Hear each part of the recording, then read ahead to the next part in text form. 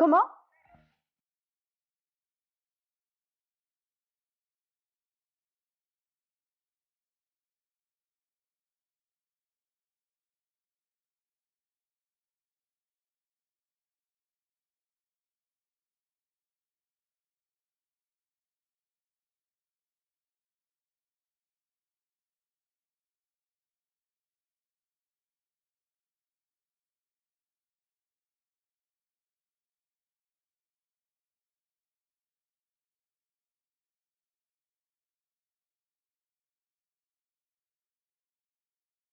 Bonjour et bienvenue à vous. Je suis très heureuse d'être avec vous ce matin. Nous sommes vendredi 9 juin. Voilà, donc nous aurons un riche programme, bien entendu, tout en culture, du sport à l'honneur ce matin. Mais nous allons commencer, donc nous débuterons notre émission donc avec un événement qui se déroulera le 17 juin. C'est une rencontre poétique et artistique à la Maison de la Culture Mouloud Mamri.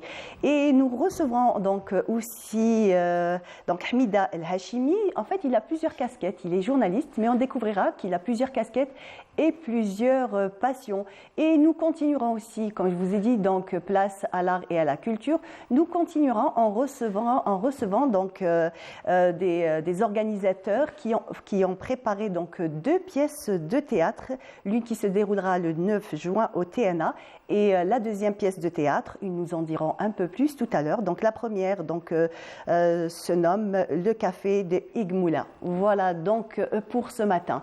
Et bien entendu, on ne peut pas démarrer notre émission sans avoir les nouvelles du ciel avec Mina Abd.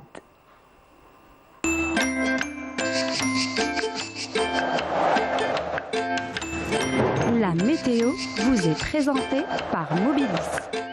Mobilis, معاً نصنع المستقبل. Mina Abd, bonjour. Bonjour Mariam. Comment vas-tu? Ça va très bien. Bien. Très Avec bien. un temps pas très, on va dire un peu spécial. Hein? Un peu Allez, on va spécial. pas se plaindre. Non, on va pas se plaindre. surtout Beaucoup de pas se pluie plaindre. hier soir, ça a duré toute la nuit, ça va encore durer un petit peu cette matinée. Et sur tout le territoire national. Hein? Oui, surtout le nord. Surtout. Effectivement. Voilà. Ouest et le centre. Allez, tu nous en diras plus, Mina. Avec plaisir. Bonjour à tous, excellent réveil, de la brume ce matin, notamment vers les côtes est. Et puis le ciel restera toujours passagèrement nuageux tout au long de cette journée avec des pluies en matinée, notamment à l'ouest et au centre. On notera une petite amélioration à partir de l'après-midi. Des orages, quelques orages isolés sur le Nord Sahara ou encore le Hogar et le Tassili. Un ciel dégagé vers l'extrême sud, le Sahara central et le Sahara oriental. Les températures de cet après-midi, eh bien, on notera sur la moitié nord jusqu'à 26 degrés. Du côté d'Alger, 30 degrés à Batna al-Bayad Nama, on notera 27 degrés. À Constantine, 28 à Annaba, 43 degrés. À Gardaya, 41 degrés à Hassim Saoud, 43 degrés à Ilizi. On notera 45 degrés. Ce sera la maximale à Drar et Insalah.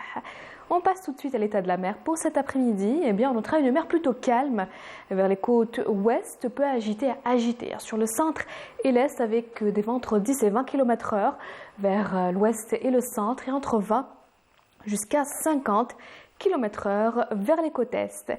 On passe tout de suite à l'Europe pour cette journée. Eh bien, on notera un ciel plutôt voilé.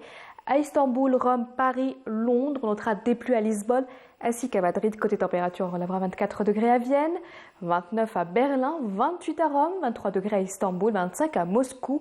Et enfin, le mercure atteindra les 31 degrés du côté de Paris. Encore une fois, excellente matinée et à tout à l'heure midi.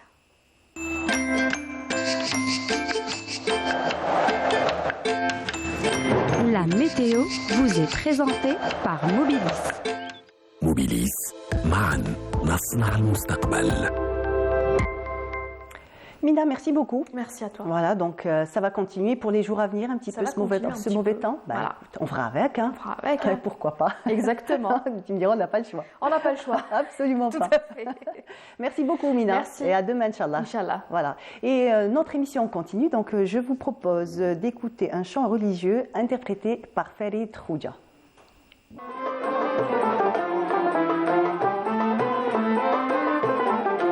صار لوني كاليرقان من غرامك مضاني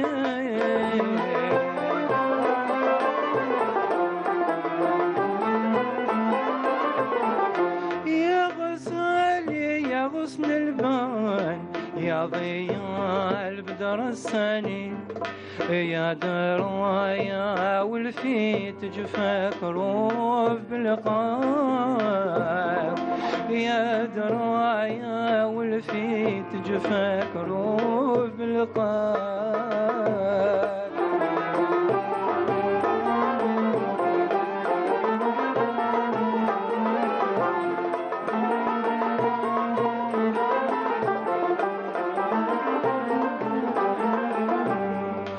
يستراح الخاطر نغني معاك دنيا نعيش شي في زماني ونراك روح بلقاك يكمل مرغوبي يا طلعة ثريا أشحال مدلال التيها ليا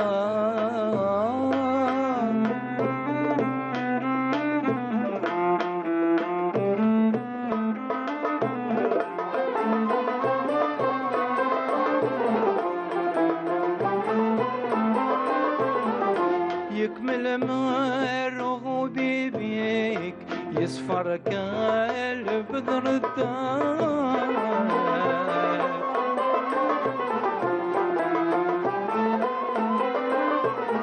لله نبغي من يبغيك من سعدي معك غناك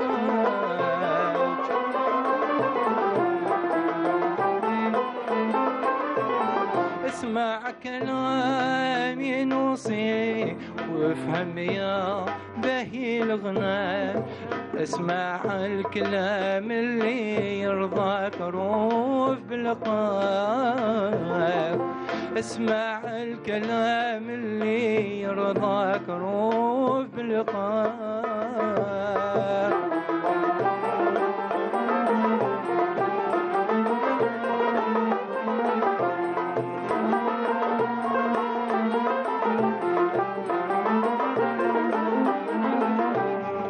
من رضاك رضا واللي في سبب دايا طول عمري متولع بغناك روف بلقاك ما يشفك حالي كوي بغيرك يا أشحال مدلع تايها ليا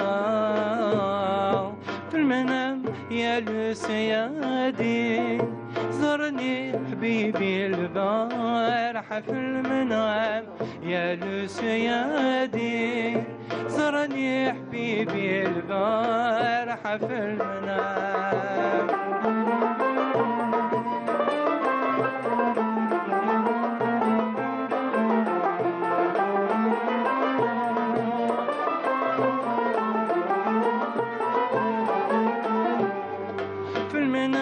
يا السيادي زرني ربيع ثمادي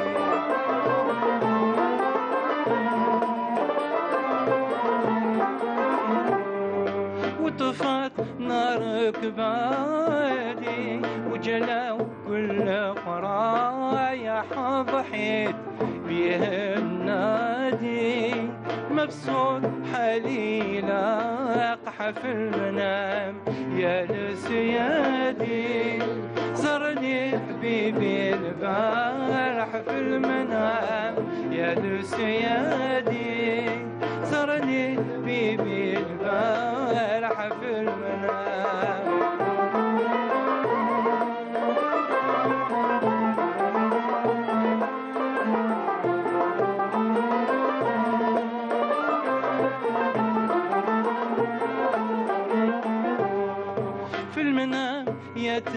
يتهوالي زرني حبيبي ديالي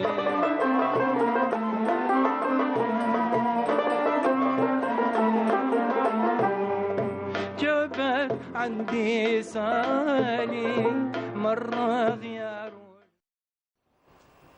Voilà, donc j'espère que vous avez apprécié cette chanson.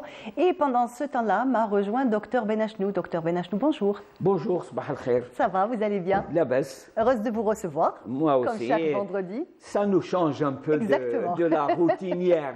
Exactement. En plus, vous savez, Monsieur Benachnou, vous avez remarqué, on est dans les mêmes temps, vous et moi. Oui. Nous sommes en bleu. Exactement. C'est les cœurs qui... Et vous savez, on m'a dit qu'il y avait une chanson pour vous. Hein? Ah bon, oui. Ah oui. Ah, pour moi? Non, en fait, non, c'est pour moi, c'est pas pour vous. Oh là Alors, t'as la fait. Donc, docteur Benachnou, nous allons parler aujourd'hui donc des albinos, de l'albinisme. Donc, oui. C'est en fait le 13 juin est la journée mondiale des albinos. Et nous en avons énormément ici et en Algérie. Et en fait, et en Afrique. En Afrique aussi, en Afrique subsaharienne, à ce qui paraît, le taux est un peu plus élevé que dans le reste du monde. Et ça crée de graves problèmes pour les albinos. On en parlera peut-être. On en parlera. Donc, dites-nous tout donc, sur cette maladie. Voilà. Oui. D'abord, bonjour. Bonjour. On dit, c'est vrai que c'est une maladie, parce que ça entraîne des désagréments. Je reste à ce niveau-là. Mais il faut reconnaître, comment dirais-je, la force de la nature qui crée. Il faut partir d'un élément de base, la peau que l'on a, qui recouvre notre corps, qui est un organe. La peau est un organe, elle a un rôle à jouer. Et la peau, on le sait, d'abord, bientôt c'est l'été. La saison, oui. On va oui. s'exposer au soleil. La peau contient ce qu'on appelle un pigment. Et on a différentes peaux. Il y a du black au très blanc, au très blanche laiteuse. Les deux. Ça, c'est à cause d'un pigment qui se trouve, la mélanine. C'est elle qui donne le vin. Et c'est important pour la peau parce qu'elle nous protège. Quand il s'agit de ce qu'on appelle les albinos, c'est une maladie génétique. Moi, je dirais un accident génétique qui fait que cette mélanine, ce pigment de la peau, est complètement absent. Bon, on dira que c'est pas grave. Non, c'est grave dans le sens où tout ce qu'il y a au niveau de notre corps, surtout au niveau de la peau, est extrêmement important pour notre vie et notre bien-être et notre santé. Les albinos, par un problème génétique, ça c'est important, je crois qu'il faudra développer ces études précises en Algérie concernant les problèmes génétiques. C'est très important. Pourquoi? Parce que c'est une maladie, entre guillemets, qui est transmise par les femmes. Elle est transmise, pardon mesdames, c'est pas de mal, pour parler avec la nature. Elle est transmise par les femmes et ce qui est important, pourquoi je parle de ça, les mariages consanguins sont très très impliqués dans cette histoire-là de transmission. Et pourquoi en Algérie, je crois qu'il faudra lutter efficacement et informer les populations contre les maladies consanguines. Ça ne peut entraîner que de graves maladies, ça c'est important. Entre autres, il y a l'albinisme, mais en fait il y a une panoplie de maladies dues à ces mariages consanguins. Le diabète, par exemple, on met le paquet sur c'est vrai, sur la consommation et tous ces éléments-là, le mode de vie, mais il y a des parents où le diabète existe et on se marie avec la cousine, le cousin de la tante. Donc ça renforce l'apparition et surtout l'apparition de handicap. Ça, c'est très fréquent. Pour les albinos, ils sont très mignons. Voilà, mais quand je vois ces photos, moi je dis que ce gosse, on l'expose pour le faire souffrir. Parce que là, c'est des photos professionnelles et l'éclairage est très, les projecteurs, tout ça, vous connaissez, vous êtes dans la boîte, l'éclairage est très important. Et l'éclairage est très très dangereux, très mauvais pour la vue. En fait, c'est surtout les yeux qui sont les plus sensibles. Les plus sensibles. Pourquoi? Même les yeux, il n'y a pas de regardez, ça aussi, c'est un début de complications. Hein. Ce sont ce genre de taches de rousseur qui apparaissent et ça peut poser de graves problèmes. C'est quelqu'un qui a été beaucoup exposé. Ça, c'est important. Parce qu'on a aussi le côté l'albinos oculaire. C'est au niveau de la peau, mais les yeux, tout ça, font partie de la peau, font partie du corps. Et nous avons le pigment qui empêche. Tandis que chez les albinos, la lumière entre directement, c'est comme à travers une vitre simple, et va vers la rétine et ça la détruit. En fait, aucune barrière. Donc, aucune barrière, c'est comme tout de suite, moi je pense aux enfants de la Lune. Eux aussi sont beaucoup plus exposés. Regardez, ça c'est la rétine, tout ça. Ils ont une rétine, disons, spéciale, mais qui est très très fragile et qui peut être rapidement atteinte et détruite, je dirais dérangée par la lumière. Ça c'est important. En plus du corps qu'il faut protéger contre les rayons du soleil parce qu'il n'y a pas... C'est comme si...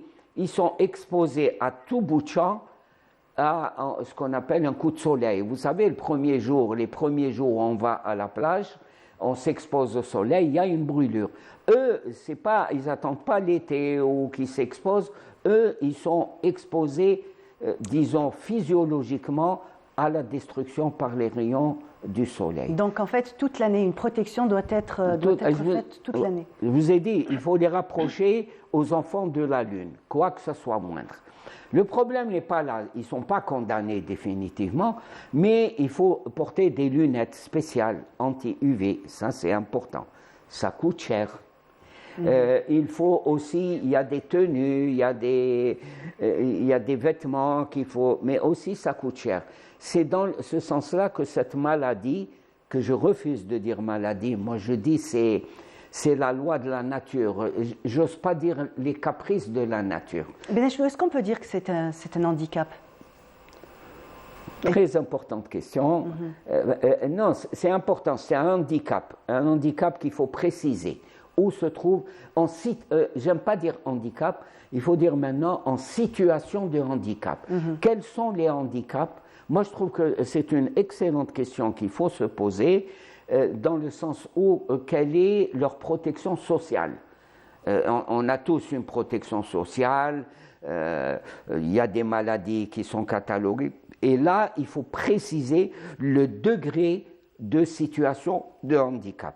Ne serait-ce que rembourser les lunettes, et là je parle aussi pour les enfants de la Lune qui sont hélas en première ligne, des lunettes spéciales, des tenues spéciales, prenant un tube de crème anti-solaire. Oui. Vous savez, ça se bouffe en quelques jours. En quelques jours, et ça coûte vraiment cher. Et attention, ce n'est pas les tubes de crème solaire qu'on achète sur les trottoirs à Alger ou dans les villes d'Algérie, tout ça. Non, attention. Ça doit être des produits c'est une peau testés. extrêmement fragile, et vous allez lui mettre un produit douteux que vous achetez sur les trottoirs ou je ne sais quoi. Non, c'est des produits, pratiquement, ce n'est pas des produits, c'est des médicaments. Moi, je les classe comme des médicaments qui doivent répondre à des ma'ayir, des normes spécifiques qui doivent avoir une AMM. Et hélas, et là je lance un appel il y a beaucoup de start-up, beaucoup d'usines qui font des produits cosmétiques. Je trouve qu'il faudrait commencer à produire des médicaments, des crèmes, des onguents, on appelle ça, qui soient spécifiques et qui répondent aux normes. Je ne sais pas si ça se fait en Algérie, on produit tout, mais est-ce que ça se fait en Algérie ou pas? Moi, il y a des marques locales de protection solaire qui sont très efficaces et qui donnent de bons résultats. Maintenant, est-ce qu'ils sont adaptés à eux? Ça, c'est autre chose. C'est des normes. Un médicament, vous ne pouvez pas faire un médicament comme vous le voulez. Vous prenez un peu de poudre de perlimpinpin, vous ajoutez de l'eau. Non, ça, c'est pas pour être belle ou être beau. Non, ça, c'est leur médicament médicaments et surtout au niveau de la lunetterie, de l'ophtalmologie, je crois. Je ne sais pas, moi je dis est-ce que ça existe ou pas. Je sais que ça coûte très très cher et je crois que c'est importé. Donc là, il faudrait réfléchir. Là, c'est être présent pour leur handicap, ça c'est pour ne pas arriver et ne pas les exposer, pour ne pas arriver à l'image précédente où on avait une image un de jeune homme quelqu'un, avec des pustules, des plaques comme des taches de rousseur, tout ça. Ça c'est et surtout, voilà, regardez, c'est celui-là par exemple, et c'est extrêmement important d'éviter d'arriver là. Et regardez, c'est drôle, je crois qu'il porte des lunettes. Ce genre d'excroissance, il est en forme de lunettes. D'accord. Donc, fait, il semble, c'est protégé. Il semblerait, d'après la photo, que cet enfant porte des lunettes adaptées. Ce qui fait ça a limité ces histoires et ça peut aller jusqu'à la cancérisation de la peau. De la peau. Donc, on revient à la situation d'handicap. On sait très bien que, surtout quand ils sont enfants, le problème, c'est que généralement, étant donné qu'ils ont une assez mauvaise vue, même avec des lunettes, leur vue est pas très bonne. Et en fait, ça cause aussi des retards scolaires. Oui, c'est la situation de handicap. Surtout chez l'enfant. Pourquoi situation d'handicap? C'est des gens qui sont sans ce pigment, mélanine, sans ce pigment, qui les protège. Donc, il faut qu'on assure une protection à cette défaillance. J'ose pas dire défaillance, je respecte beaucoup la nature, à cette situation naturelle, et on peut, l'être humain, l'homme avec un grand H, grâce à la science, peut pallier à cette insuffisance que l'on constate. L'école, bien sûr, c'est très important. Une situation de handicap, motrice ou comme ici au niveau... Mais elle se répercute sur votre vie quotidienne. Par exemple, on prend une arthrose. Une arthrose, c'est-à-dire rhumatisme, comme on dit chez nous, rhumatisme. Ça se répercute. Par exemple, ce qui est important, la personne ne peut pas s'habiller, se dévêtir, la personne ne peut pas aller aux toilettes toute seule. Donc, votre vie de tous les jours, elle est impactée. Et il s'agit d'assurer un bien-être à ce patient. Dans ce domaine-là, quoi qu'on dit que c'est beau, on dit que c'est joli, c'est attirant, mais il faut répondre aux insuffisances situations de handicap que vit cet enfant ou que cette personne. D'ailleurs, je crois qu'il faut faire un tour en Afrique et vous verrez que je sais pas moi, l'absence d'information, ils sont considérés comme des enfants du diable. Effectivement, donc il y a eu énormément de débats à ce propos, docteur Benachnou, puisque dans certaines régions, surtout dans des régions où on va dire la population est noire ou de teint très foncé, donc ils sont très souvent considérés comme en fait, des enfants de diable, porteurs de ça. Mais ça, c'est ridicule, c'est quelqu'un qui est stigmatisé. On parle de stigmatisation. Il y a une chose contre laquelle il faut lutter contre stigmatisation. Regardez comment. Ça, c'est un enfant. D'ailleurs, il y a un grand chanteur musicien très célèbre africain, Youssou N'Dour, je crois, qui est justement albinos et qui est merveilleux. Mais là, c'est merveilleux dans le sens où il faut informer la population que c'est une maladie. Là, c'est une maladie. Il ne vient pas de Mars ou de Mercure ou de Jupiter. Et en même temps, docteur Benachnou, on rencontre aussi donc, ce phénomène dans la nature aussi, puisqu'il y a des animaux qui sont carrément dépourvus de mélanine, tout blancs, comme par exemple les lapins. Il y a même des crocodiles qui sont tout blancs. Et même les souris. Les meilleurs aliments, les meilleurs animaux de laboratoire, ce sont justement les trucs albinos parce que c'est des animaux de laboratoire. C'est la nature, l'être humain. On est des animaux, on est des mammifères. Voilà. Donc ça, nous avons un crocodile tout blanc. Un crocodile, c'est très bien. Je remercie la régie. Ils font un bon travail. Il paraît plus charmant, non? Ils font un travail, oui. Voilà l'erreur. Voilà l'erreur naturelle, spontanée. Oui. C'est beau. Oui, c'est beau, c'est clair. C'est beau, mais pour moi, mais lui, est-ce qu'il est beau? Tiens, ça serait intéressant de savoir est-ce que les mêmes signes Par exemple, au niveau de ce crocodile, a-t-il les yeux fragiles? Est-il attaqué par les rayons UV? Et tous ces éléments-là.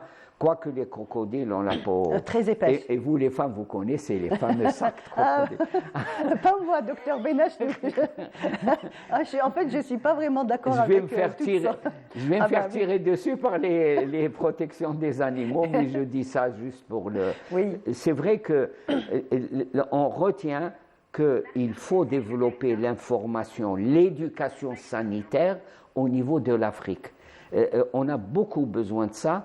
Et parfois, ils sont maltraités, parfois, c'est très grave, ils sont sacrifiés parce qu'ils sont censés être porteurs de je ne sais quoi. Ça, c'est dangereux. Et ils sont l'objet de stigmatisation. Moi, j'aimerais bien qu'on s'occupe de toutes les stigmatisations. On ne dit pas on stigmatise les gays, on stigmatise... Non, il y a ces éléments en Afrique où les albinos sont stigmatisés et ça met leur vie en danger. Effectivement, ça, c'est très important. Oui, même ça, il rentre. En fait, il y a certaines régions, certaines tribus, peut-être autrefois. J'espère que plus de nos jours, je l'espère bien. On faisait carrément de la sorcellerie. C'était des objets de sorcellerie. Voilà. On enlevait les bras, on les kidnappait, tous ces éléments, des trucs stigmatisation. Ça veut dire attention, il est hors de notre façon de voir. Mais j'aimerais insister aussi sur le fait que c'est l'occasion de parler et d'insister sur le refus des mariages consanguins. Ça, c'est très important et ça peut donner... C'est celui-là, je crois, le chanteur. Voilà, c'est Youssou N'Dour. C'est Youssou N'Dour. Donc, Salif Keita, pardon, c'est Salif Keita. Voilà, Salif Keita. Donc, je ne suis pas très versé dans le... Il a été, j'imagine, l'ambassadeur de ces personnes-là. Bon. Et en fait, parce qu'il y a aussi une espèce de... Des fois, c'est une espèce de peur. On se dit, est-ce qu'on peut les toucher? Est-ce qu'on ne peut pas les toucher? Est-ce que c'est contagieux? Il y avait cette espèce de peur envers ces gens-là. C'est vrai, on a toujours peur lorsqu'on n'est pas informé, lorsqu'on n'a pas donné d'informations, lorsqu'on n'a pas apporté une éducation et que dans notre société, on peut avoir, par exemple, à un certain moment, aux États-Unis, les Noirs, les Blacks étaient discriminés. On les frappait, on les tuait, parce qu'on est. Mais avec le temps et avec l'éducation, le fait de se montrer qu'on fait partie de cette société et que c'est pas de ma faute si j'ai la peau blanche, si j'ai la peau noire. Ça, maintenant, m'est venu en tête le titre d'un livre de Frantz Fanon, Peau noire, masque blanc, pour expliquer qu'il faudrait lire. Et c'est là pourquoi il faut apprendre à vivre ensemble. Et vivre ensemble, c'est comme les fleurs, vous avez des roses, vous avez des jasmins, vous avez les églantines, vous avez beaucoup. Et l'être humain, les sociétés humaines sont justement constituées de gens différents. C'est la merveille de la nature. Effectivement. En tout cas, une belle conclusion, docteur Benachnou. Merci. Donc, on rappelle, le 13 juin, c'est la journée mondiale des albinos. Voilà. Merci beaucoup, docteur Benachnou. Et là, je vous propose tout de suite d'aller vers Ouergla. Nous allons rencontrer notre collègue Farhat Mouzaoui, qui a rencontré un chercheur, donc à direction Ouergla. Bonjour Alger, bonjour à vous chers téléspectateurs depuis la station régionale de Ouergla. Dans notre émission de Bonjour d'Algérie, on aura le plaisir aujourd'hui d'accueillir avec nous un jeune docteur et enseignant dans la spécialité des hydrocarbures à l'université de Qasdi Merbah, Ouergla, Monsieur Ali Saifeddine, qui va nous parler un petit peu des workshops et du développement personnel et de l'importance de participer dans les clubs scientifiques durant le cursus universitaire.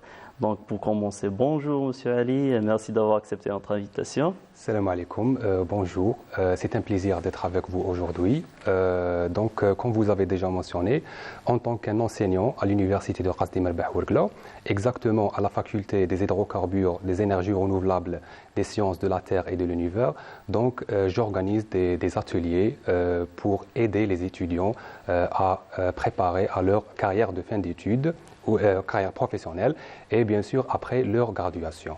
Donc, comme vous savez, l'université c'est une période d'apprentissage académique, mais aussi elle représente une occasion pour se développer en tant que personne.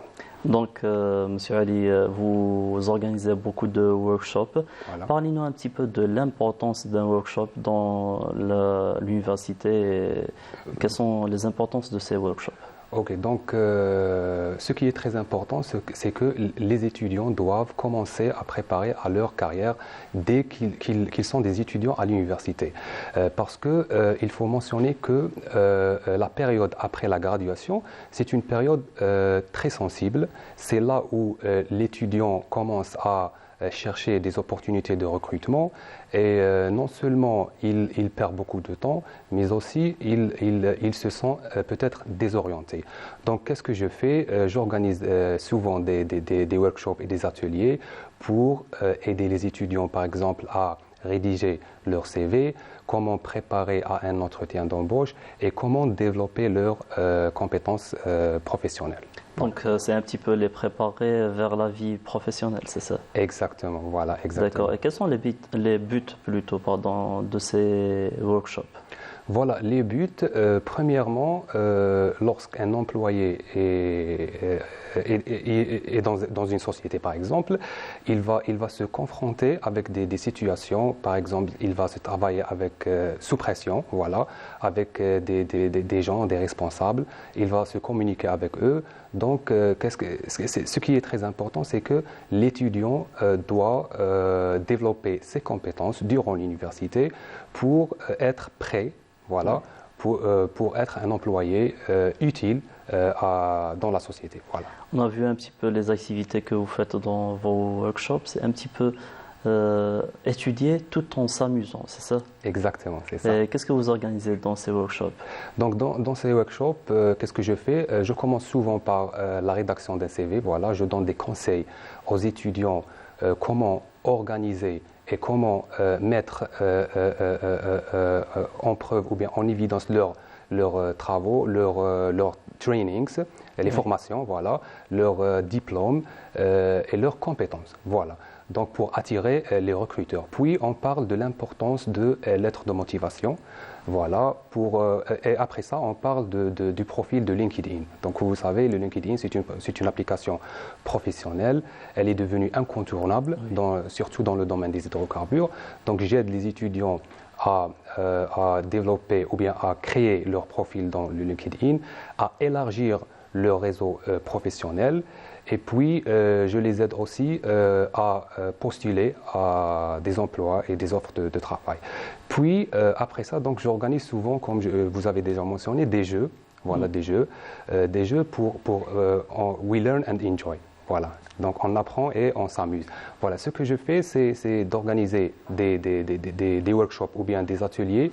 Donc, je divise les étudiants sous groupes. Voilà. Je donne des tâches ou bien des projets donc, avec des conditions. Voilà. Et chaque groupe doit compléter la tâche. Par exemple, je limite le temps, je limite les ressources. Et si on prend l'exemple de quick adaptation, ça veut dire l'adaptation rapide, voilà, généralement, ce que je fais, c'est de changer des éléments d'un groupe. Je prends un élément d'un groupe et je le change avec un autre élément. Voilà, et je vois est-ce que l'élément va s'adapter d'une façon rapide. Et en même temps, je cible généralement les éléments actifs pour voir est-ce que les groupes vont compléter leurs travaux. Voilà, et c'est ça. Voilà. Donc, on entend parler du développement personnel, Monsieur Ali. Quels sont les exercices pour bien réussir un développement personnel? Voilà, ou les activités que vous faites durant vos workshops? Voilà, donc d'après mon expérience, parce que j'ai déjà travaillé à Simsot aussi, avec une société étrangère, et d'après aussi mon expérience à l'université, généralement je donne des conseils aux étudiants qu'ils doivent rejoindre des clubs scientifiques et des associations. Voilà, parce qu'ils vont se retrouver dans des situations similaires à celles du lieu de travail. Par exemple, dans un lieu de travail, un employé va se communiquer avec les autres, il va se trouver dans des situations, par exemple des conflits, il va se communiquer avec des responsables et des clients. Voilà, donc c'est ça ce que je fais en général. Donc vous mettez un petit peu vos étudiants sous pression pour voir un petit peu leur réaction, c'est ça? Voilà, je vois leur réaction et je leur donne des conseils. Voilà, j'analyse chaque élément. Par exemple, parce que nous avons des caractères différents. Oui. Voilà. Donc il y a quelqu'un qui est très nerveux, calme.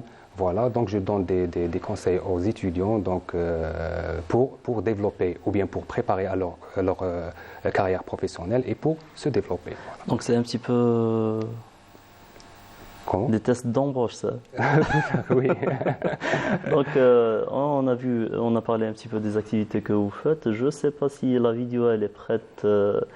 On va voir un petit peu les coulisses de vos activités. Oui. On demande à notre script de lancer la vidéo et on revient juste après.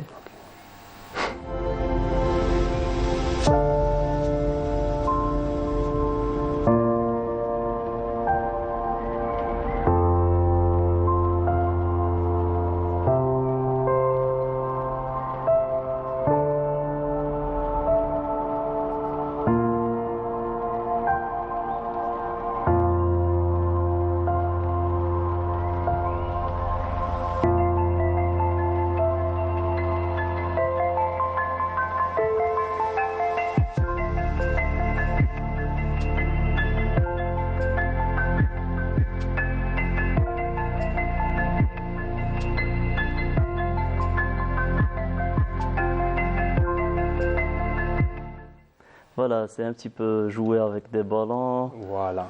C'est quoi ce jeu de ballons? Ce jeu, dans ce jeu, je donne par exemple quelque chose, voilà, ils vont le jeter, voilà, Oui. voilà, et je donne des ressources, par exemple des ballons, des trucs, voilà, pour conserver ce truc, voilà. Et je donne des limitations, par exemple le temps, des limitations, par exemple de l'argent, parce qu'ils ont de l'argent pour Gagner. pour gagner. Et après ça, ils vont jeter ça. Donc, les groupes gagnants, ce sont les groupes qui ont conservé voilà, ce truc-là. Ça rentre un petit peu dans la psychologie. Voilà, c'est la psychologie. Voilà. Sauf qu'il elle est reliée directement par. Pour attirer souvent avoir l'attention de l'étudiant. Voilà, exactement. C'est bien. Parlez-nous un petit peu des clubs, Monsieur Ali. Vous avez de beaux souvenirs avec un club, Petroleum Club, c'est voilà, ça? Petroleum Club World Club. Parlez-nous un petit peu des clubs et de l'importance d'intégrer ces clubs durant le cursus universitaire. Voilà, participer avec des clubs scientifiques ou même des associations, c'est très important. Par exemple, je prends l'exemple à l'université de Ras Al Khaimah, Oui. exactement à la faculté des hydrocarbures. Donc nous avons plus de 6 clubs scientifiques. Oui. Voilà, ces clubs offrent ou donnent l'opportunité aux étudiants pour développer voilà, leurs compétences, leurs soft skills et leurs qualités. Voilà. Commencer par la participation dans des événements, voilà, Oui. au niveau national ou bien au niveau international. Et bien sûr, il leur donne la possibilité de travailler en groupe, sous projet, voilà, et même travailler avec des enseignants. Je prends l'exemple de Petroleum Club parce que j'étais l'un des fondateurs de ce club en 2014 avec Oui. mes amis, voilà, et mes collègues. Donc ce club est pour moi comme une famille parce que je le visite jusqu'à maintenant. Et après peut-être 9 ans, donc le club a participé à plusieurs événements. Au niveau national et international. Il a organisé aussi plusieurs événements. On a organisé en 2016, c'était le regroupement national des clubs scientifiques en Algérie. Et en 2018, c'était le regroupement international des clubs scientifiques. Après ça, ils ont ouvert le Student Chapter SPI à Ouargla, voilà, et exactement au club de Petroleum Club Ouargla. Et après ça, en 2019, ils ont commencé à participer à des événements internationaux. D'ailleurs, il a eu beaucoup de prix, non? Voilà, en Allemagne, c'était le deuxième prix, voilà, en Arabie Saoudite, en Émirats. Voilà, donc ils ont participé. Donc tout cela va contribuer d'une façon directe et indirecte dans le développement personnel des étudiants.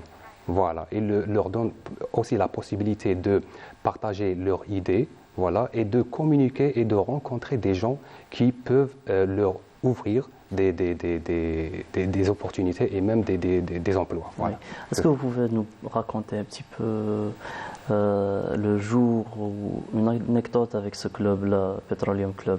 un jour. Oui, un événement qui vous a vraiment marqué. Donc l'événement, c'était le premier événement donc, national. Voilà, c'était le regroupement national des clubs scientifiques en 2016. Parce que lorsqu'on a commencé avec le club sur le club, nous avons eu donc des relations avec des clubs scientifiques. Nous avons aussi participé à des événements avec des autres clubs scientifiques, des autres universités.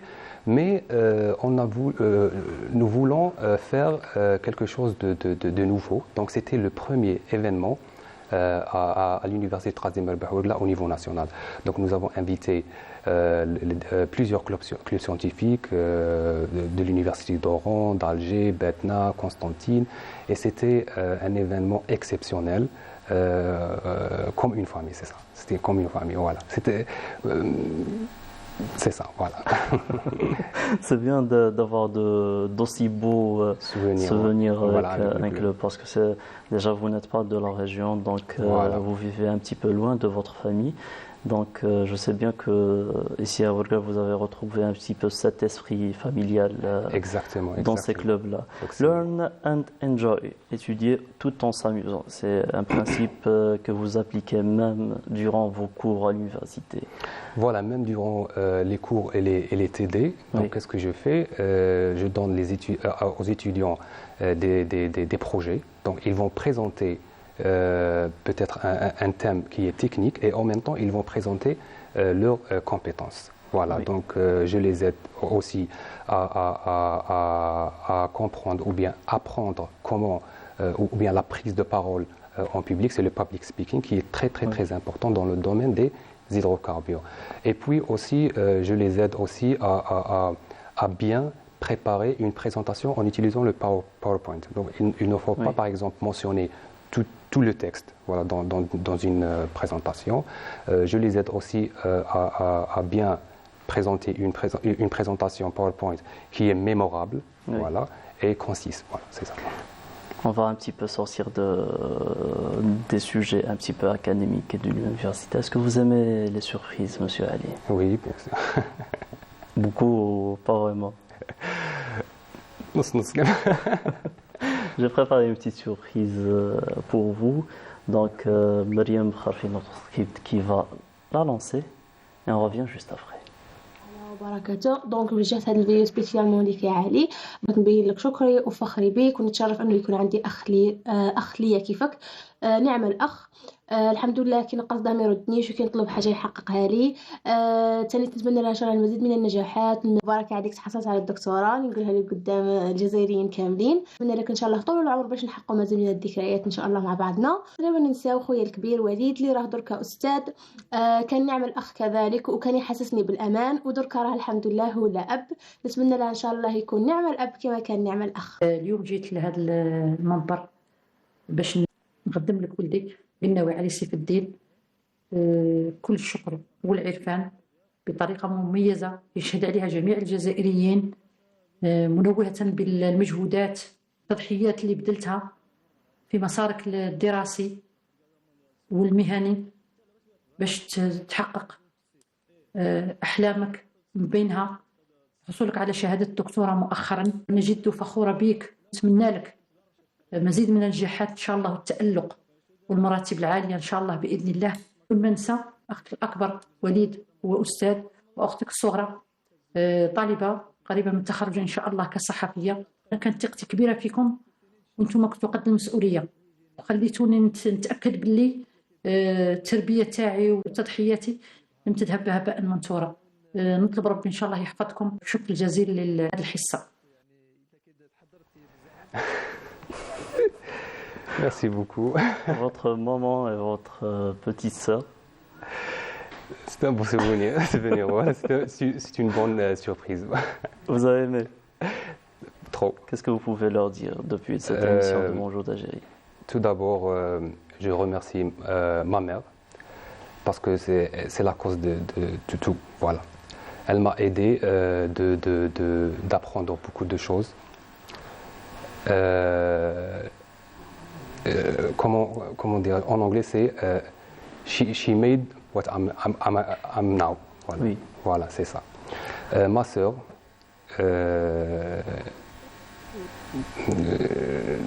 Je leur donne toujours des conseils, voilà. Je suis comme le père, voilà. Oui, d'ailleurs, je remercie votre sœur Nor, c'est ça? Nor Louda, qui oui. m'a donné un coup de main pour réaliser cette petite surprise-là. Donc, يعطيها الصحة يا ربي يحفظكم إن شاء الله ويحفظ لك la maman تاعك. Elle est vraiment fière de vous et de ce que vous êtes devenu. Eh ben, un dernier mot peut-être, Monsieur Ali. Donc, merci beaucoup pour l'invitation. C'était un plaisir d'être avec vous aujourd'hui. Qu'est-ce que je dis? C'est je donne des conseils aux étudiants. Donc, s'il vous plaît, essayez de participer avec des clubs scientifiques. Essayez de se développer. Voilà. Essayez de participer à des événements pour développer ou bien pour bien préparer votre carrière après la graduation, c'est ça. Voilà, donc merci encore une fois d'avoir accepté notre invitation. Je tiens à féliciter mon frère pour son premier bébé, donc Adam. Et tarba fi azna inchallah mon cher frère en France, Samir. Kulchi mabrouk ou l'aqouba inchallah à sa sœur. Je vous dis à très bientôt, chers téléspectateurs. Et voilà, c'est la fin de notre émission depuis Ouargla. Merci beaucoup Farhat Mizawi et toutes nos félicitations à votre frère. Voilà, en tout cas, merci encore pour cette belle rencontre. Et pendant ce temps-là, donc m'a rejoint d'un peu partout, puisqu'on vient de Constantine, on vient de Tizi Ouzou. Et donc j'ai le plaisir de recevoir Renima Lacroute. Bonjour. Bonjour. Donc vous êtes vice-présidente de l'association des femmes tisseuses. Des femmes tisseuses. Je suis professeure d'enseignement professionnel dans le domaine de la tapisserie.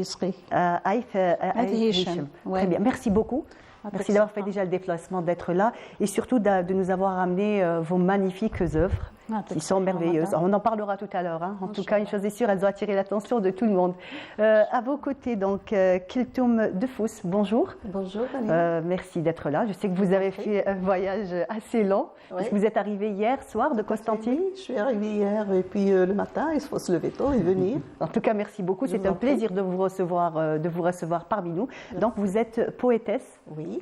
Et vous avez, on va dire, eu beaucoup de primes en fait. Vous avez été primée 7 fois à l'international. Tout à fait. Voilà, c'est vrai, j'ai toutes les informations, vous nous en direz un peu plus tout à l'heure. Oui. Et donc à mes côtés, Melek Amirouche. Bonjour Melek Amirouche. Bonjour madame, bonjour à nos chers téléspectateurs. Une pieuse pensée pour les malades, je leur souhaite un prompt rétablissement. Et merci à Canal Algérie qui donne la visibilité à nos activités. Merci beaucoup. Inch'Allah et prompt rétablissement effectivement à toutes les personnes malades. Voilà, qui souffrantes et malades. Particulièrement Djiga qui passe par des moments difficiles, je lui souhaite du courage et de la volonté. Et je sais qu'elle a un bon moral, j'espère qu'elle se rétablira très tôt. Inch'Allah, Inch'Allah. Voilà, donc, Monsieur Amirouche, vous êtes gérant de l'EMEV.com. Oui. Voilà, et vous avez un événement qui va se dérouler le 17 juin. Parlez-nous un petit peu donc, de cet événement.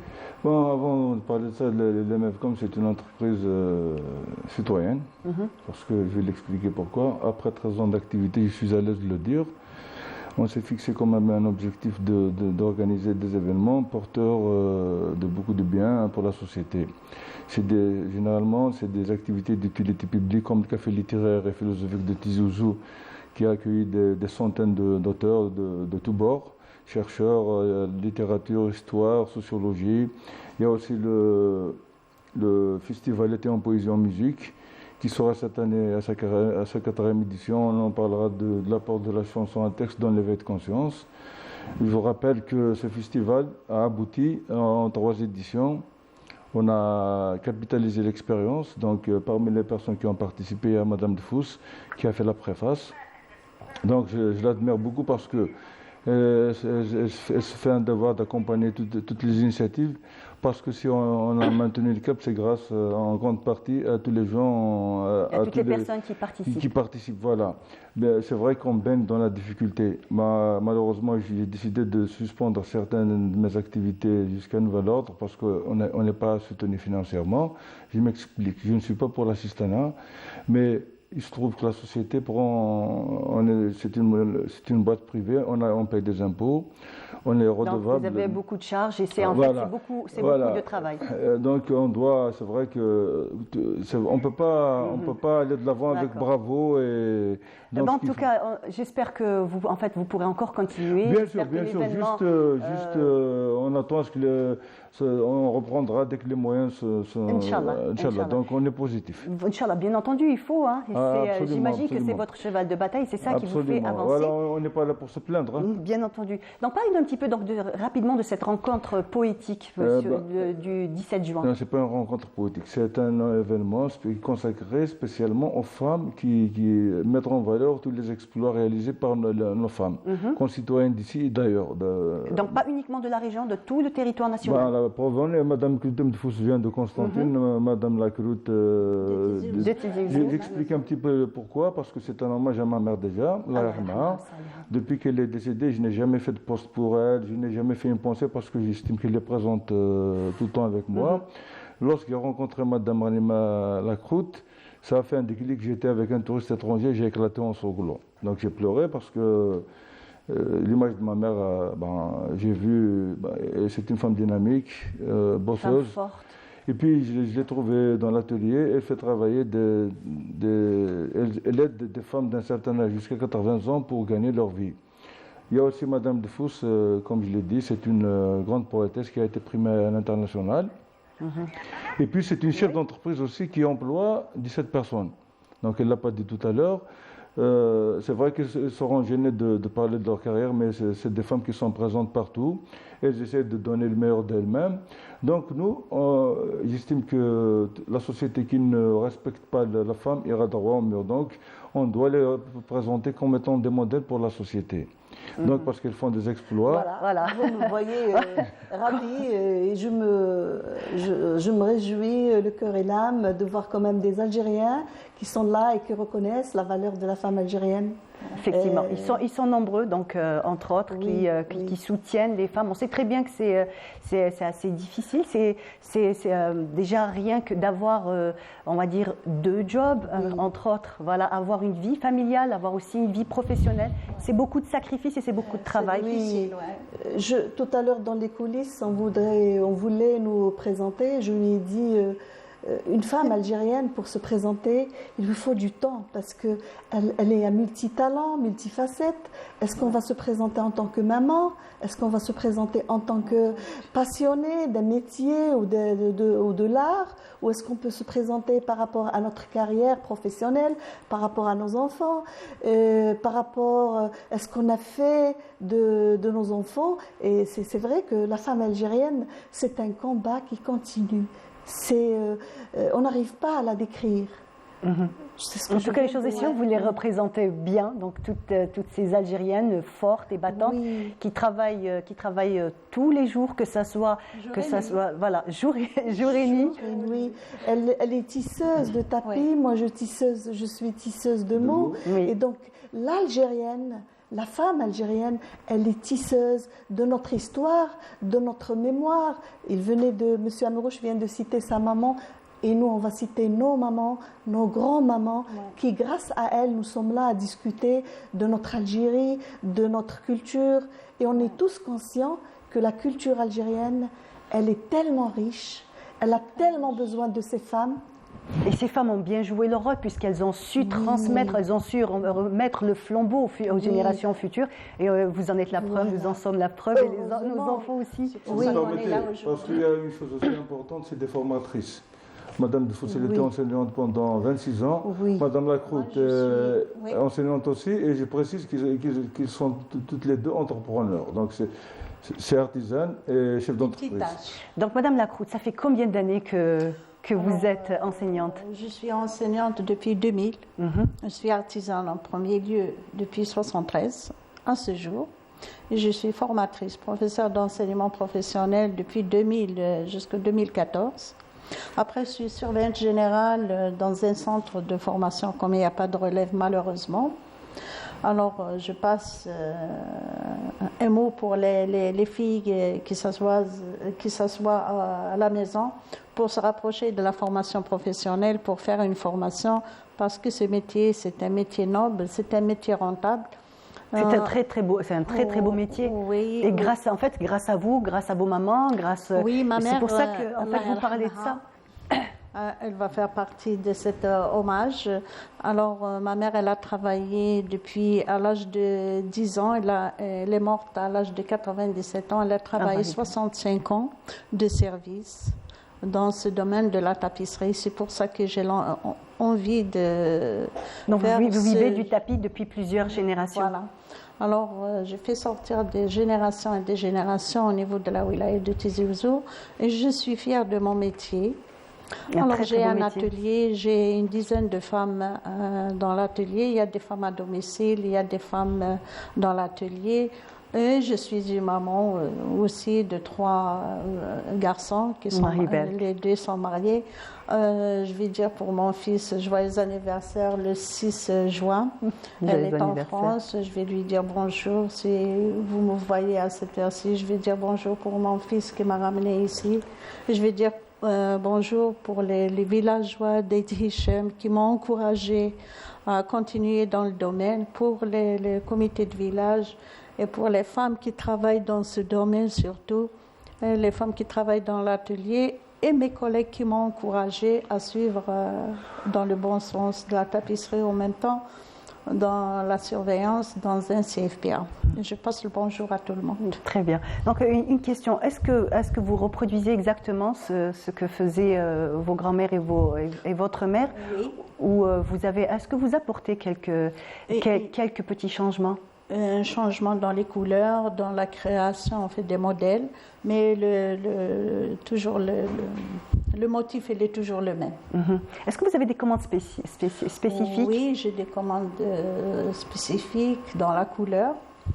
Des fois, il y a des gens qui viennent pour me demander de faire des tapis moins chargés que...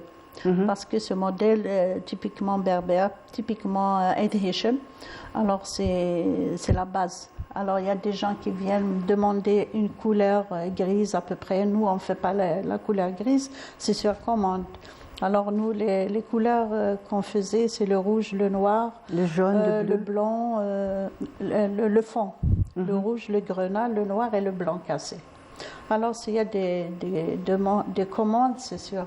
S'il y a des couleurs exceptionnelles, c'est sur commande. C'est sur commande. Et en même temps, même si on veut dire, si vous avez certaines commandes spécifiques, ça dénote l'intérêt des gens encore au tapis fait. D'abord, c'est du fait main, entièrement fait main. Oui. Ce sont des produits naturels, étant donné que c'est de la laine pure.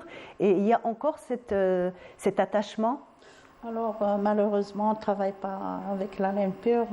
Elle est en voie de disparition. En Algérie, j'espère que ça va revenir, Inch'Allah. Inch'Allah. Je suis porteuse de projet, si Dieu veut, Inch'Allah, si j'arrive à réaliser ce projet, de faire une petite fabrication de la laine pure. Inch'Allah, je vais faire une collecte. Elle est en voie de disparition. Il n'y a pas beaucoup de relève. Inch'Allah, avec des émissions. Espérons, voilà, avec des émissions, tout à fait, avec votre passage, avec votre détermination. Et voilà, j'espère que, des petites start-up, des gens vont s'intéresser à ça, à la fabrication de la laine, de la pure laine. C'est pour ça qu'on s'est mis en association. Notre appellation de l'association, c'est Association des femmes tisseuses pour la sauvegarde et la promotion du tapis Nadej. Très bien. Madame Kultoum Defous, quant à vous, comme vous l'avez si joliment dit, vous tissez les mots depuis combien d'années? Voilà, on passe du tissage de la laine au tissage de la poésie. Et la femme algérienne et surtout la femme campagnarde, ou même citadine, ont grandi avec de la poésie. Et les mots sont toujours porteurs d'espoir et d'espérance pour une société qui vient de sortir d'une société traditionnelle à une société moderne. Là, on est en train de dire que c'est dommage, on ne travaille plus avec de la laine. Moi, je dirais que c'est dommage que la femme algérienne commence à s'éloigner quand même de la poésie, qui est la seule expression artistique qui lui permet d'exprimer ses joies, d'exprimer ses peines, d'exprimer son âme. On ne peut pas vivre sans la poésie. Effectivement. Donc, la femme algérienne algérienne est tisseuse de notre histoire, de notre mémoire, comme je venais de vous dire. Très bien. Donc, vous avez un livre, on l'a vu en image, donc La femme à la ceinture de laine, en parlant de laine. Oui, parce que je parle, moi, de la femme algérienne en général, et je retrace l'histoire de la femme algérienne, surtout en tenant à rendre hommage à nos mamans, à nos grands-mamans, qui nous ont transmis l'art de parler, l'art de savoir prendre la vie d'un côté artistique. Elles ont parlé, elles n'ont pas été à l'école comme nous, mais elles ont fait parler leurs objets, leur métier à tisser, leur façon de façonner l'argile, leur façon de cuisiner, qui était complètement artisanale. Maintenant, nos amis debout devant nos cuisinières et devant nos cuisines, mais autrefois, elles étaient assises, elles battaient devant leur lait, nef, devant leur métier à tisser, et elles nous racontaient, elles nous transmettaient notre culture. Et nous sommes tous conscients de la richesse de notre culture, du passé, du présent, et il nous incombe de transmettre notre culture. Et comme a dit tout à l'heure M. Amebouche, on ne finira jamais de rendre hommage à la femme algérienne. Très bien. Donc juste nous parler des 36 heures. C'est La femme à la ceinture de laine, parce que ma poésie, elle s'inspire surtout de la femme traditionnelle, de notre patrimoine. D'ailleurs, mes livres, les titres, La femme au front tatoué, La femme à la ceinture de laine. Et dernièrement, j'ai fait sortir chez Média Plus, que je tiens à remercier, M. Hanachi, Le foulard rouge de ma colère. C'est symbolique parce que la femme est libre de disposer de son corps, de l'habiller à sa manière. Donc, j'essaye encore de dévier le discours des politiques et des idéologies, au lieu de parler de la femme, de sa personne. On essaie de parler de son foulard, de sa façon de s'habiller, oubliant que la femme, elle est libre. De toute cette personnalité qu'elle exprime à travers tous ces détails. C'est ça. Voilà. Très bien. Merci en tout cas. Merci beaucoup. Donc, est-ce que vous pouvez nous donner un petit peu le programme ? Bien sûr, donc je tiens à remercier, par la même occasion, je profiterai de remercier vivement Madame Nabila Goumziane, qui est là, c'est une femme aussi qui fait plein de belles choses dans la culture. Elle est la directrice de la culture et des arts de la wilaya de Tizi Ouzou. Alors le programme s'étalera ce sera le 17 juin à partir de 13h. Donc pour ce faire, on doit faire un entretien avec ces grandes dames, on va les faire parler. Parce qu'après le public, on va donner la parole au public de les questionner. Donc il va y avoir un débat. Aussi pour dire aussi leur grandeur, il va y avoir des gens qui vont témoigner. Des témoignages. Après, pour pimenter, donc il va y avoir du chant. C'est un événement purement féminin. Donc il y a des femmes qui viendront rendre hommage à des femmes, notamment la chorale Oural Khalas de l'association de Takouch, Tilaouen Takouch, qui font vraiment, d'ailleurs, elles ont eu le prix du concours Oural Khalas, qui est la première édition qui a été organisée en mois de novembre par la direction de la culture de Tizi Ouzou. Bien sûr, donc, il n'y a pas mieux que de finir avec des signatures. Donc, Madame Kitoum de Fous va dédicacer ces romans disponibles. Donc, je précise que ça se passera le 17 juin à partir de 13h au Petit Théâtre de la Maison de la Culture. Donc, une vente dédicace. Vous savez, parce qu'il fallait combiner tout. Parce que quelqu'un qui va voir, lorsqu'on a une dédicace de quelqu'un, c'est un trésor. Ça n'a pas c'est clair. La valeur est beaucoup plus importante. Et puis, dans tous les événements que j'organise, j'essaie de créer de l'émotion et de faire converger les idées. On m'a dit aussi que la boxe sera à l'honneur. Oui, absolument. Donc, j'ai organisé un événement que j'appelle Rencontre avec un champion. C'est un autre concept pour lutter contre l'oubli des grands athlètes qui ont apporté beaucoup de belles choses à la société. Je me souviens de Boulmarin, dans les moments difficiles, lorsqu'elle avait la finale. C'est fou comme émotion. Morsley. Je vais commencer par Linda Mkzine, qui est plusieurs fois championne d'Afrique. Donc, j'ai vu une de ses photos, comment elle se battait en rage. Je discutais avec elle, elle m'a dit, lorsqu'on a commencé à faire les premiers pas, donc la société les voyait peut-être d'une manière un peu déplacée. Je me souviens aussi d'avoir partagé un plateau avec Salima Swakri, que je salue au passage. C'était sa mère son frère était assassiné dans la période difficile. Donc c'était sa mère qui lui a payé, qui a cru en elle. Donc il lui a payé. Et qui l'a poussé vers l'avant. Il lui a payé un billet d'avion. À cette époque, peut-être c'était difficile. Donc elle lui a permis d'assister à cet événement. Elle a eu le champion d'Algérie à cette époque. Donc dans mon village, on a 4 athlètes. Donc il y a aussi Ahmed Belkhassam, que j'ai les images arrêtées lorsqu'il a participé à la finale du 800 mètres des Jeux Olympiques de Los Angeles. Moi, je le voyais comme ça. J'ai parlé avec lui au téléphone. Il faut que les jeunes comprennent. Blic, on a cravaché. Donc, c'est une façon de présenter ces modèles aux jeunes. De façon à ce qu'il soit en fait un exemple à suivre. Absolument. Et surtout qu'il ne tombe pas dans l'oubli. Absolument. Donc on les dévie de mauvaises... comme on ne peut pas le cacher parce qu'il y a des haragas, il y a des jeunes qui prennent de la drogue parce qu'un jeune il a besoin de repères, il a besoin de se frotter. Donc essayer de les tirer, de les ramener vers l'art et la musique. Il y a quelque chose d'important, la rencontre comme ça physique. Lorsqu'on voit quelqu'un à la télévision, un jour on a l'occasion qu'on s'assied à côté de lui. Donc ils vont parler de leur parcours. Et c'est une façon de rendre hommage aussi aux sportifs de ma région. Très bien. Mon village, c'était Oulet Mokran. Je tiens à saluer le comité du village qui fait beaucoup pour m'aider. Et c'est un village qui est dans une dynamique très très forte. Donc l'hommage sera consacré à Abdelkarim Seddouri qui nous a quittés, il était mon élève, donc là il nous a quittés ça fait une année. Mais Amir Chaban aussi qui est un boxeur. Dahmid Chouaboud qui était l'ancien président du comité, un grand monsieur qui nous a fait transmettre beaucoup de valeurs. Et il y a aussi son frère, ils étaient des boxeurs mais ils ont préféré... Merci. Pardon, juste préciser parce qu'ils ont rejoint la Fédération de France. Je terminerai peut-être par dire... je suis actuellement en formation, je salue l'école Artissimo et M. Farhani qui on est sur une formation de création du contenu et du journalisme culturel. Je les félicite grandement parce que je félicite aussi tous mes collègues qui sont là jusqu'au 11 juin. Donc je rappelle mes deux dates. Donc l'événement, on rappelle l'événement. Donc le 17 juin. Le 17 juin, un hommage sera rendu à ces grandes dames. Madame Kiltoum de Fous. Merci beaucoup. Merci beaucoup, M. Amirouche. Merci infiniment, M. Amirouche, d'avoir pensé C'est un devoir.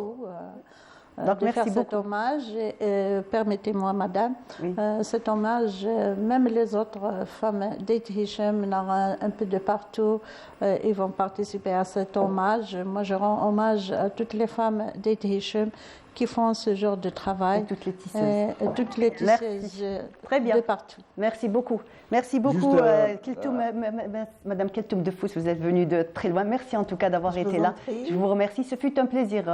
Ce fut un plaisir de vous recevoir. Merci beaucoup, M. Amirouche. Permettez-moi juste de remercier mon cousin Khaled Belkhoudia qui m'aide beaucoup, ainsi que Rachid Mizidi et l'école Jura School. Très bien. Donc je remercie encore une fois Artissimo, M. Mzien Farhani Taoussa. Merci. Voilà. Merci en tout cas. Très bien.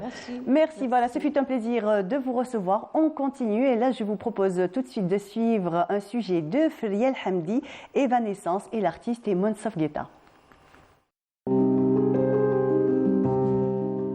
C'est à la galerie d'art Ezouar que nous avons rencontré Monsaf Guetta, un artiste peintre, sculpteur et poète, un docteur en biologie qui a goûté très tôt à la magie de l'art.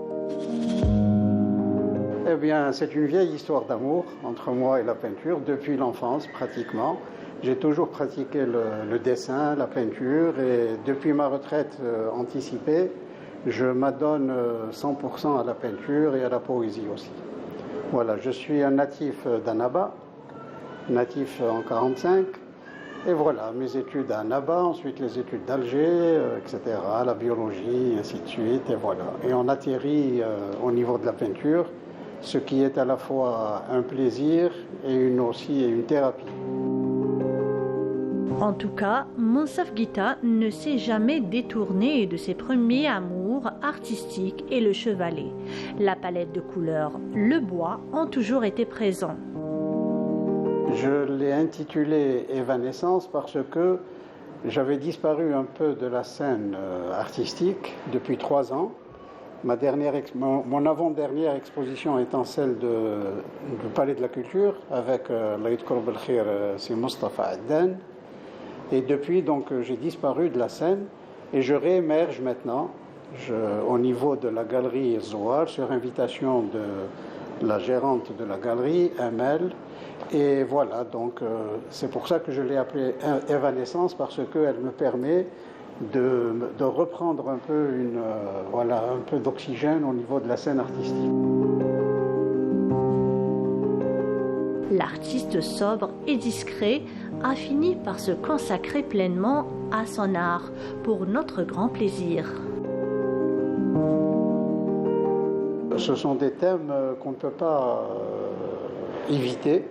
Ce sont les problèmes d'abord de la ville, la cité ancestrale, telle que la Kasbah, la cité de nos aïeux, de nos grands-pères, le milieu environnant, c'est-à-dire la nature aussi, les arbres. Mon deuxième thème de préférence, ce sont les arbres.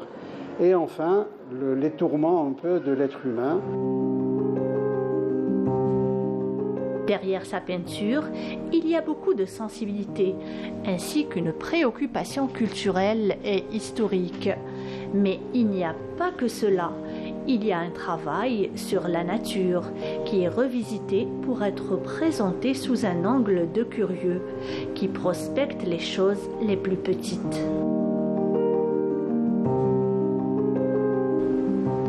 Gita reste attaché à une modernité classique et son œuvre s'inscrit dans une démarche stimulante pour l'esprit. Très belle exposition donc de Monsaf Gita. Allez-y, si elle est encore, l'accrochage est encore à la galerie Az-Zohar. Et pendant ce temps-là, m'a rejoint donc Hamida El Ayachi. C'est ça? Bonjour. Hamida El Ayachi, oui. Bonjour, comment allez-vous? Ça va, alhamdoulilah. Vous allez bien? Ça va. Alhamdoulilah. Merci d'être là. Moi, je vous remercie pour l'invitation. C'est nous. Donc, à mes côtés aussi. Donc, j'ai le plaisir de recevoir Mohamed Siddiq El-Amin.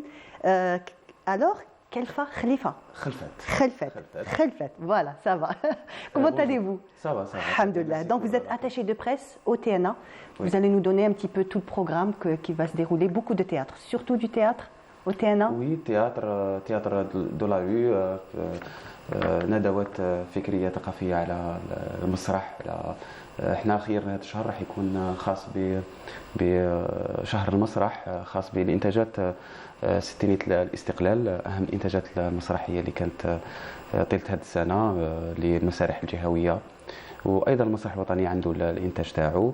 راح يكون أيضا يعني نشاط خاص بالأطفال أيضا في ساحة المسرح، ساحة محمد توري. هذا البرنامج طبعا تحت رعاية وزارة الثقافة والفنون من أجل تنشيط الثقافي في الوسط بمناسبة الاحتفالية بستينية الاستقلال. Très bien. On reviendra dans un moment, on parlera de 2 pièces de théâtre donc, qui vont se dérouler dans un moment. Je commence par vous, Monsieur Hamida El Ayachi.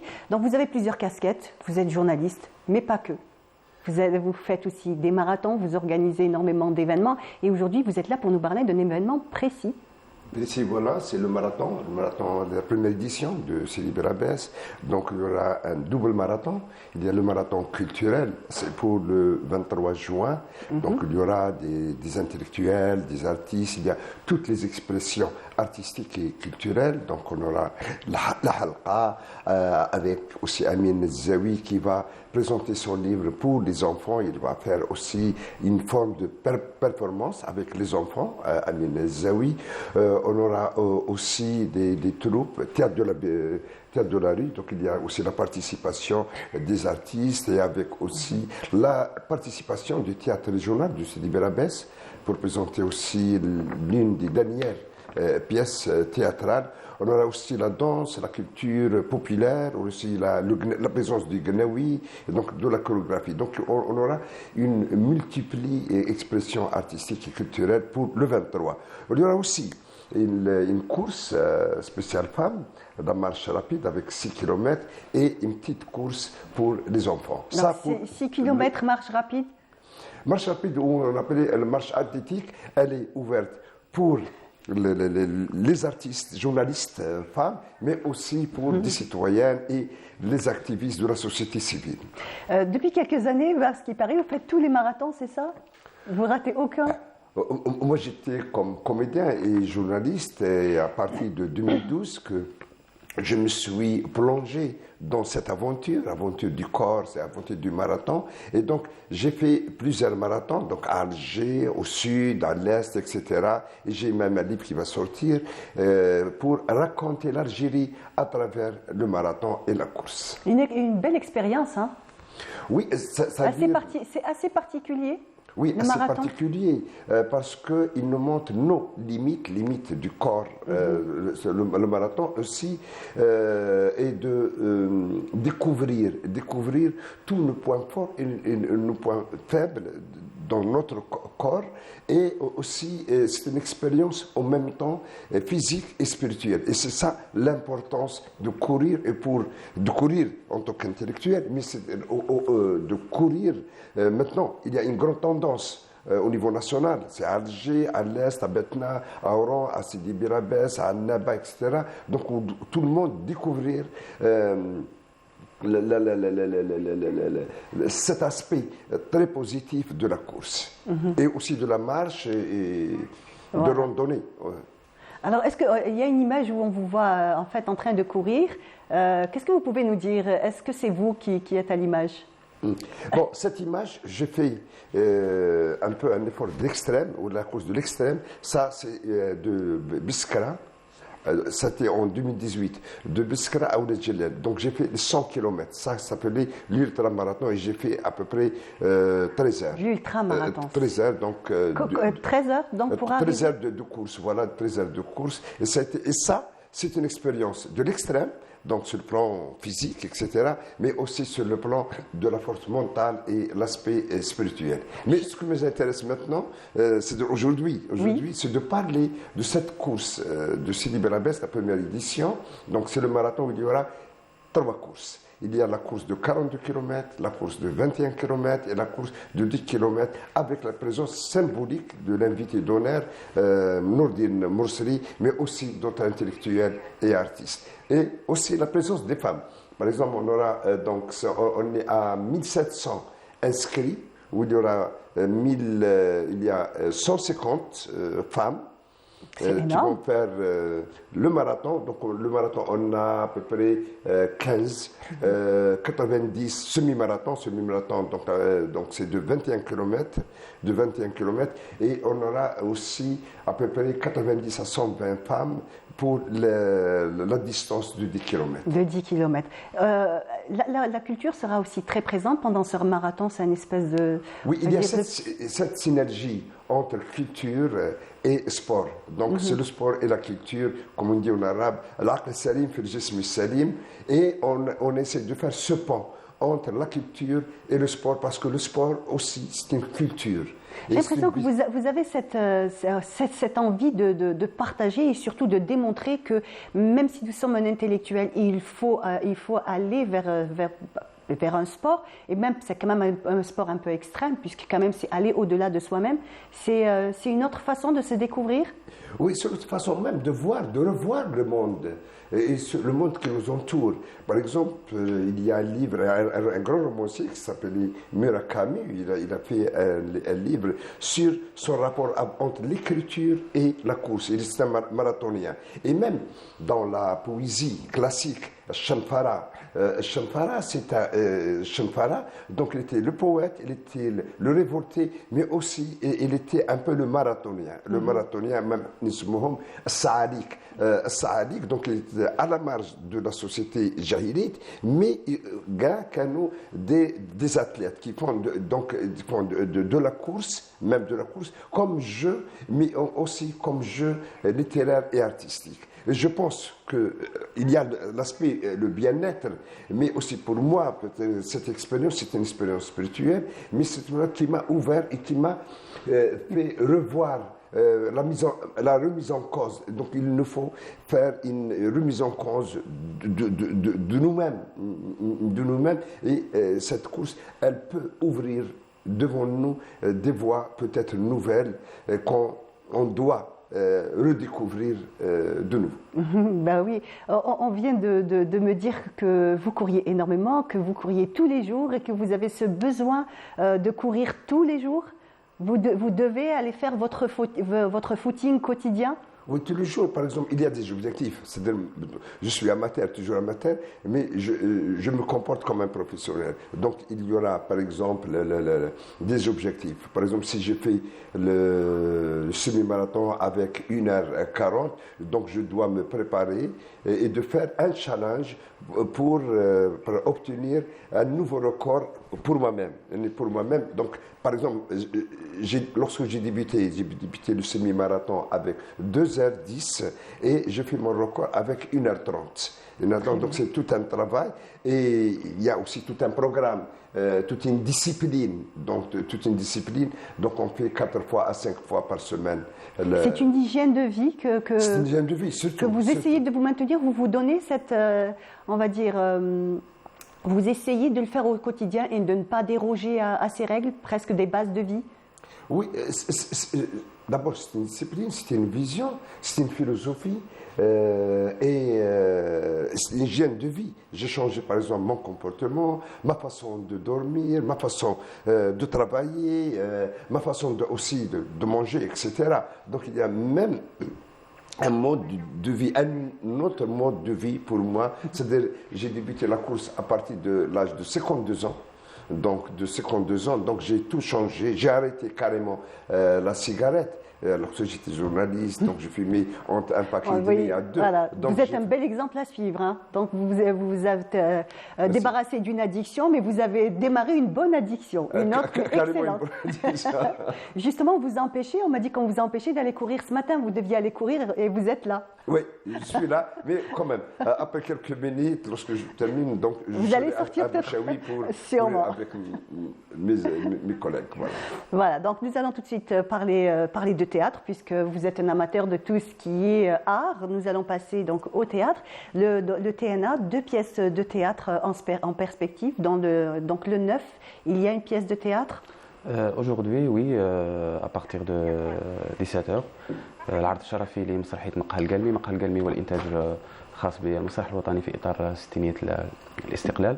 مقهى القلمي تحكي على حكاية ذا عمي علي القلمي، هو مجاهد عنده مقهى يعني بعد الاستقلال عنده مقهى في قلمة، وهي قصة حقيقية لأنه مجاهد حقيقي. تحدث قصة أثناء التسعينات يعني في فترة العشرية السوداء والمأساة الوطنية. تحدث يعني تشوفوا باللي المقاومة تاع الإنسان تبقى يعني حتى بعد الاستقلال. كان فيه يعني أيضا يعني كفاح من أجل وجود الدولة الجزائرية وهذا الوطن. يعني هذا بشكل عام العمل من إخراج المخرج بالقاسم عمار اللي راح نشوفوه اليوم إن شاء الله في المسرح الوطني. نحكيو على العرض الأول كان عرض المحتشد من إنتاج مسرح سكهراز. العرض الثاني كان مسرحية العاصفة اللي تحكي على المقاومة الجزائرية في الولاية السابعة التاريخية يعني، وتحكي أيضا على مظاهرات 17 أكتوبر بشكل عام. يعني نحكي على فيه يعني مجموعة عروض حتى 8 جويلية يعني لوي جويلية. Donc en fait c'est tout un mois comme شهر complet au TNA où pratiquement les soirées seront consacrées au théâtre. التياتر المسرح الثوري. ايضا فيه ندوات فكريه. راح يكون الاستاذ ايضا حميد عياشي حاضر بكتابه حياه رحله باش طرزي في امريكا يوم 17 جوان. يعني ممكن نشاركوا هذا فيها ندوه يعني جات صدفه يعني حاضر معنا. Voilà, comme quoi le hasard fait bien les choses. Vous vous êtes rencontrés un peu avant l'heure. هذا هو البروغرام. كما قلت ثاني كاين مسرح الشارع تياتر دو لا ريو، راح يكون بين مزيج بين شويه رقصات فولكلوريه تاع التوارق، ايضا مسرح الطفل تياتر بور اونفون.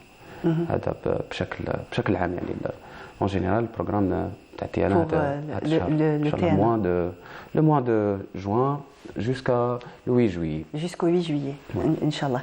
Donc peut-être encore d'autres pièces théâtrales comme Touj d'Ofehom ou là pas encore.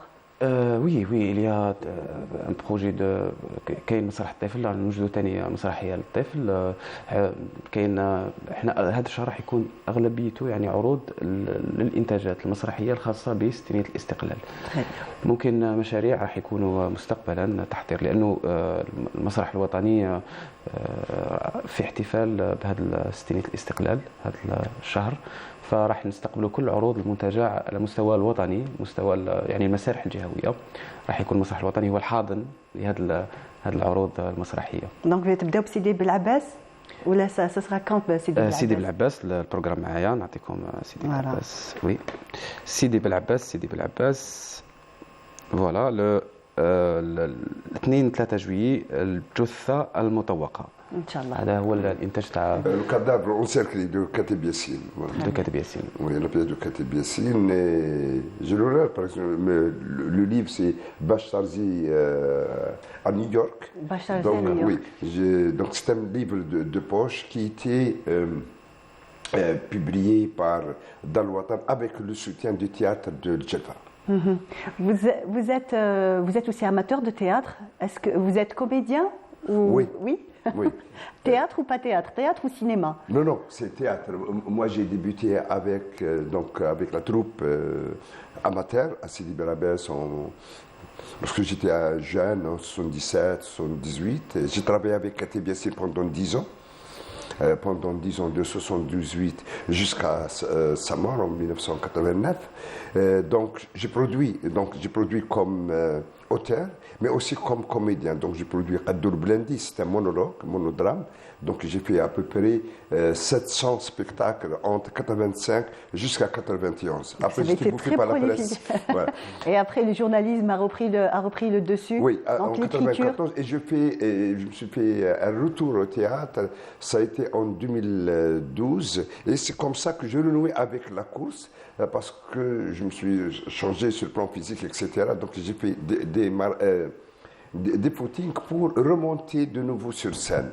Et c'est comme ça que je renouais avec la course. Donc j'ai fait quelques pièces, donc même quelques pièces qui ont été publiées, qui étaient jouées par la troupe Tinhinen, qui était une coopérative. Donc j'étais l'un des fondateurs de la troupe Tinhinen. Aussi, c'est pour ça que vous avez écrit aussi. C'est pour ça que vous avez écrit aussi le livre sur les marathons en Algérie. Pardon? Vous avez écrit un livre sur les marathons en Algérie.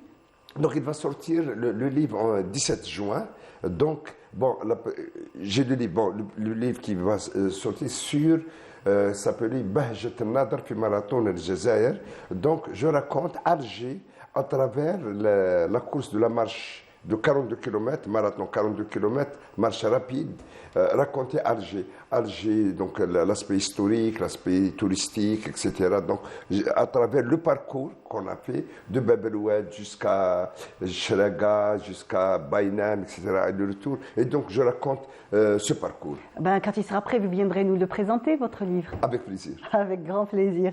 Voilà. Nous allons encore donc parler un petit peu de théâtre. Est-ce que vous pouvez nous donner un petit peu une petite idée sur la pièce de théâtre Al-Asifa, donc La Tempête? العاصفة تحكي على المقاومة تاع الجزائريين أو جبهة التحرير الوطني في التراب الفرنسي، يعني في الولاية السابعة التاريخية. تحكي على استوار تاع يعني زوج أحداث حقيقية، سي سور دي في ريال مقتبسة من الواقع. يعني تحكي على زوج من الجزائريين شباب يعني يكونوا عايشين هنا في الجزائر.